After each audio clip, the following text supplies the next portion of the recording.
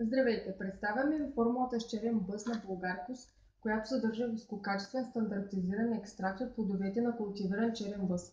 Този продукт е богат на изключително полезни за човешкия организъм нутриенти, като например витамин С, витаминов Б комплекс, каротин, желязо и аминокиселини. Черният бъз е дърво, което расте естествено в цяла Европа. За медицински цели се използват не само плодовете, но и листата, кората и корените на растението. Зърната черен бъс са се използвали като традиционен лек за различни състояния в продължение на векове.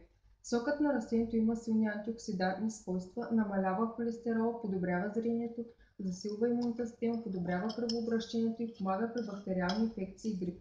Биофлавоноидите, които се съдържат в екстракта от растението, предотвратяват инфектирането на клетките от различни вируси. Доказан е положителният ефект на растението при редовна консумация от хора с понижена имунна система. Черният бъз съдържа органични вещества, танини, аминокиселини, каротиноиди, флавоноиди, захар, витамин А и Б и впечатляващи количества витамин С.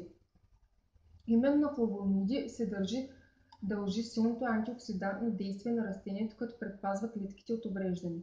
Неоспоримо е и положителното действие на черния бъз за повишаване на имунната система, за предпазване на организма. Едно от най-важните свойства на черния бъз е силният му диуретичен ефект. При редовна консумация тялото се изчиства от задържаните течности, което от своя страна води до загуба на килограми. Освен това, черният бъз стимулира метаболизма, като по този начин помага за бързото изгаряне на мазнини.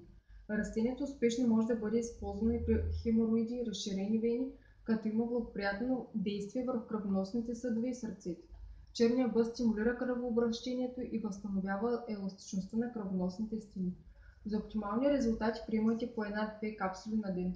Ако се интересувате по този или други наши продукти, посетете нашия сайт bulgaricos.bg. Благодаря и хубав ден!